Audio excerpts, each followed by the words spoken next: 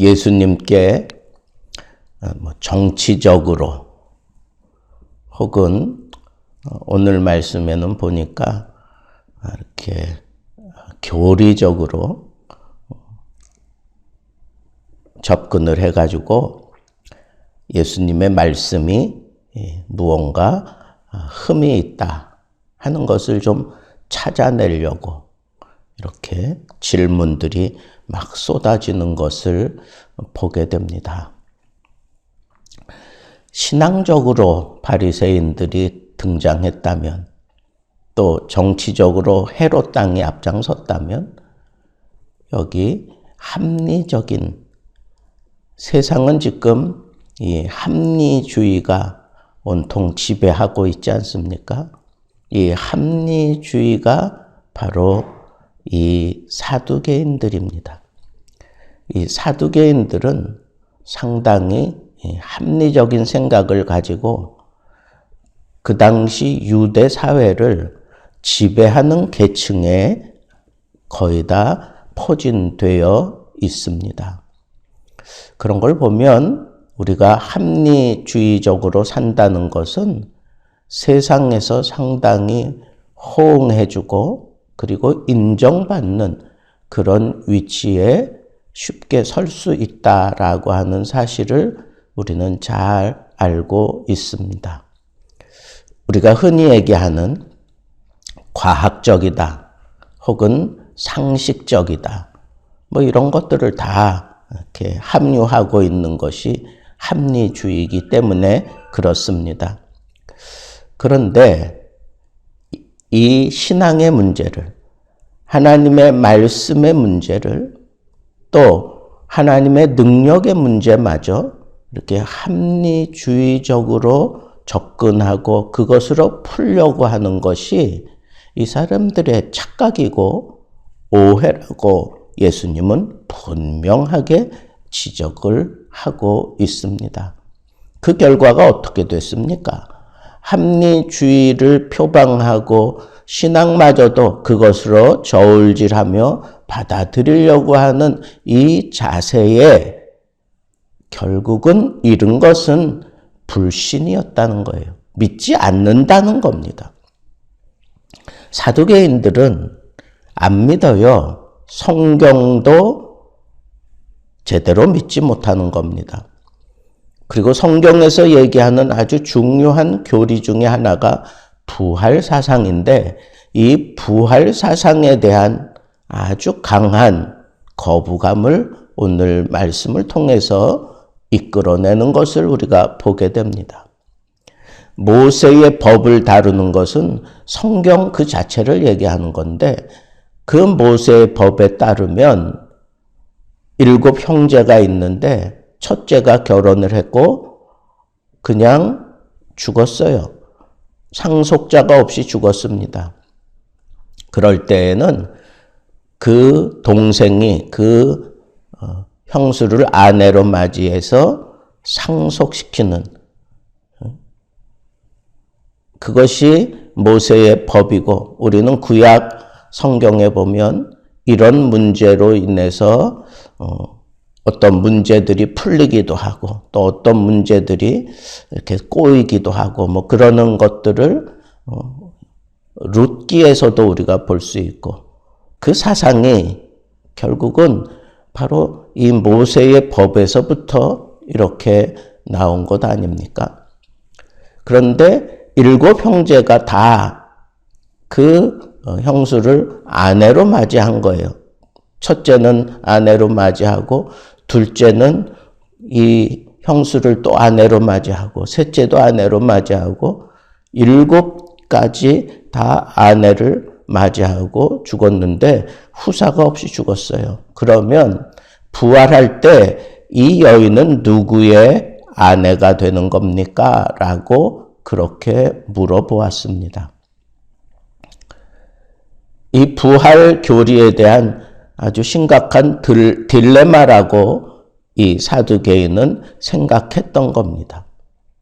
그래서 하나님의 말씀을 폄하시키려고 했고, 하나님의 능력도 이런 신앙으로는 이해할 수 있지만 합리적으로는 받아들일 수 없는 그런 자기들의 입장을 표명하게 되었던 것입니다. 한마디로 얘기하면 이런 사람들은 불신자만도 못해요.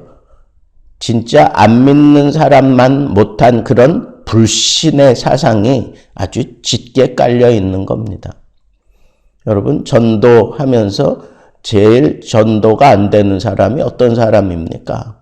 무식한 사람, 힘이 그냥 넘치는 사람, 돈 많은 사람, 그리고 학식이 남들보다 굉장히 뛰어난 사람, 합리적으로 세상을 바라보고 사는 사람. 그 가운데 가장 힘든 게 바로 이 이성주의자들, 합리주의자들이라고 얘기하는 것을 우리는 종종 듣습니다. 웬만하면 받아들이지 않아요. 웬만하면 거절부터 합니다. 웬만하면 그렇지 않다고 고개를 젓기 시작하면 하나님의 말씀이 파고 들어갈 수 있는 통로를 다 차단하고 있기 때문에 굉장히 어려움을 겪을 수밖에 없습니다. 그래서 그들을 이성적으로 설득시켜서 예수 믿게 하는 것은 정말 어려운 일이에요. 합리주의라는 게 그런 겁니다. 주관적이기 때문에 겉으로는 객관성을 표명하지만 사실은 합리주의를 따르는 사람들은 마치 그 합리주의가 자기들의 신이에요. 그러니까 자기가 생각하는 주관적인 그런 합리성이 드러나지 않는다면 온통 다 믿지 않는 게 바로 이 합리주의자들의 행동 양식입니다. 그러니까 예수님께 쫓아와서 이 사두개인은 부활의 교리를 믿지 않습니다. 천사도 인정하지 않습니다. 영적인 세계를 인정하지 않습니다. 진짜 부활이 있고 진짜 영적인 세계가 있다면 이 세상에도 똑같이 그와 같은 것들이 자기들 눈에 보여야 인정하는 그런 사람들입니다. 아니, 어쩌면 그런 게 보여도 인정하지 못하는 사람들이 합리주의자들입니다. 그래서 이 부활의 교리를 시원하게 깨부시려고 예수님께 질문을 했습니다. 그런데 이 사람들이 참 야비한 게 하나님의 능력도 인정하고 그리고 부활의 교리에 대해서 안 믿는다는 소리 안 해요. 다 수긍하는 것처럼 그렇게 얘기하며 예수님께 접근하고 있습니다. 오늘날도 마찬가지 않습니까? 뭘 좀 배웠다고 하는 사람들이 아주 막 화를 내면서 아니면 뭘 따져먹고 그럴 때에도 정말 자기들의 어떤 그 생각이 막 침해를 당하기 전까지는 모든 것을 다 수용하는 그런 자세를 취합니다. 이 사두개인들도 마찬가지입니다. 예수님의 능력도 인정하고 예수님의 가르침도 인정하는데 그 중에 이것만은 잘못된 것 아닙니까? 라고 그렇게 접근을 하는 겁니다.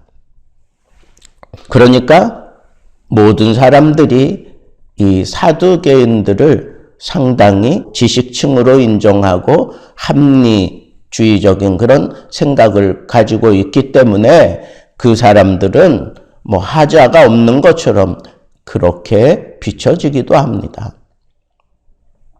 그래서 지금 이 7 형제가 한 여자를 취하였다가 후사도 얻지 못하고 죽었을 때 그러면 정말 당신이 얘기하는 부활의 때에는 누구의 아내가 되는 겁니까? 라고 그렇게 물었습니다. 예수님께서 이 합리주의자들, 이 사두개인들에게 주신 대답이 뭡니까? 너희가 성경도 알지 못하고 하나님의 능력도 알지 못하니까, 제대로 알지 못하니까 오해하고 있다라고 그렇게 얘기하고 있는 겁니다.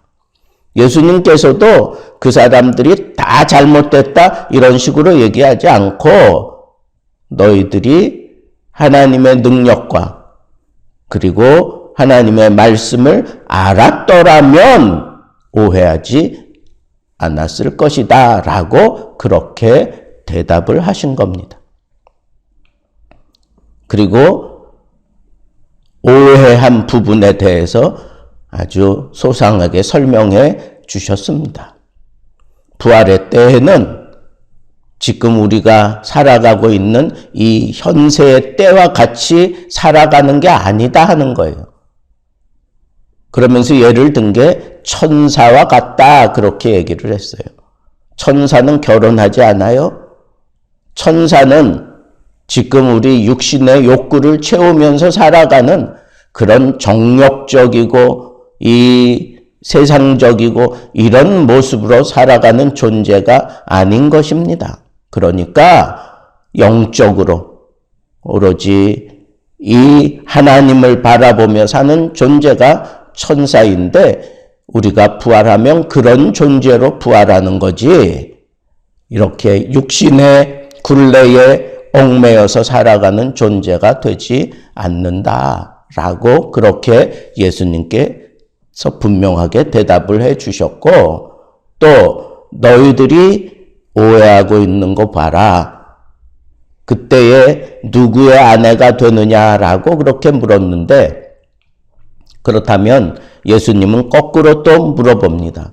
하나님이 그 스스로를 밝힐 때 나는 아브라함의 하나님, 이삭의 하나님, 야곱의 하나님이라고 그렇게 말씀하시지 않았느냐라고 그렇게 얘기를 했어요.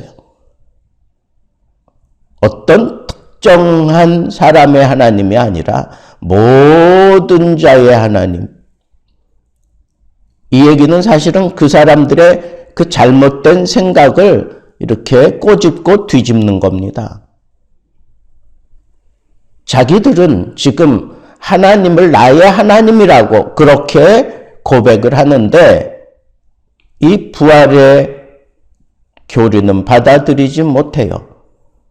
하나님의 능력도 나의 능력, 하나님의 말씀도 나를 위한 말씀 이렇게 받아들이면서 정작 하나님에 대해서는 이렇게 편협시켜버리고 나하고 상관없는 부분에 대해서는 그건 하나님 아니다. 그건 하나님의 능력이 아니다. 그건 하나님의 말씀이 아니다. 이런 식으로 생각하고 있는 이 합리주의자들의 아주 치명적인 약점을 우리 주님께서 그렇게 지적해 주시는 겁니다. 하나님을 믿는다고 하면서 하나님을 전적으로 온전히 하나님 주권을 인정하는 하나님 그분을 전체적으로 인정하면서 내가 그분에게 순종하며 따라가는 것이 참된 믿음이지 내 이성적으로 판단해서 이거는 내가 받아들일 수 있어 저거는 내가 받아들일 수 없어 이렇게 생각하고 취사선택하는 그것은 오해하는 거고 그것은 믿지 않는 거예요. 하나님에 대해서는 전적으로 우리는 다 수용해야 되는 거예요. 그것이 바로 하나님 중심 사상이고 말씀 중심 사상이고 하나님이 우리에게 요구하시는 바른 삶의 모습이고 그게 바른 믿음이 된다는 것입니다. 오늘날의 시대를 합리주의라고 그렇게 얘기합니다. 혹은 이성주의라고 얘기합니다. 그런데 합리주의와 이 이성주의의 최대의 약점은 바로 거기 있습니다. 말씀을 말씀 그대로 받아들이지 못하는 겁니다. 하나님의 능력 그대로 받아들이지 못하는 겁니다. 내가 경험해야만 인정하고 내가 이해되어야만 인정하려고 하는, 여러분, 믿음이라고 하는 것 자체가 바라는 것들의 실상이고 보지 못하는 것들의 증거라고 했는데, 이 사람들은 이 믿음의 그 첫 걸음부터 잘못되어 있는, 그래서 문도 제대로 열지 못한 상태에서 믿음을 평가하고 믿음에 대해서 얘기하려고 하는 이 어리석음을 그렇게 나타내 보여주었던 것입니다. 이 차제에 우리는 분명하게 붙잡아야 합니다. 믿음은 말씀이 100%예요. 믿음은 하나님의 능력이 100%입니다. 그것을 내 어리석은 조그만 머리통으로 이해하려고 들면 안 돼요. 그것 가지고 어떻게 판단하려고 들면 안 됩니다. 믿음은 이해하고 판단하는 게 아니라 믿음은 받아들이는 거예요. 믿음은 어쩌면 믿어지는 겁니다. 그래서 우리는 하나님 앞에 믿음 생활할 때 전적으로 믿을 수 있는, 말씀에 전적으로 우리가 순종하고 따를 수 있고, 하나님의 능력을 내가 이 세상에서 믿음을 가지고 온전히 체험하고 살아가려고 하면 전적인 믿음, 전적인 그런 신뢰가 올바른 믿음이다라고 하는 이 사실을 꼭 마음에 명심하시고, 그렇다고 우리가 이 세상 살아가면서 이성, 합리 버리자는 게 아닙니다. 세상을 살아갈 때에는 누구보다도 합리주의고 상식적이고 이성주의를 추구하며 살아야 합니다. 그러나 믿음을 가지고 이 세상을 우리가 살아갈 때에는 전적인 믿음, 하나님에 대한 전적인 믿음, 말씀에 대한 전적인 믿음, 그것을 가지고 이 세상을 풀어낼 줄 아는 참다운 믿음의 사람들 되기를 우리 주님의 이름으로 축복합니다.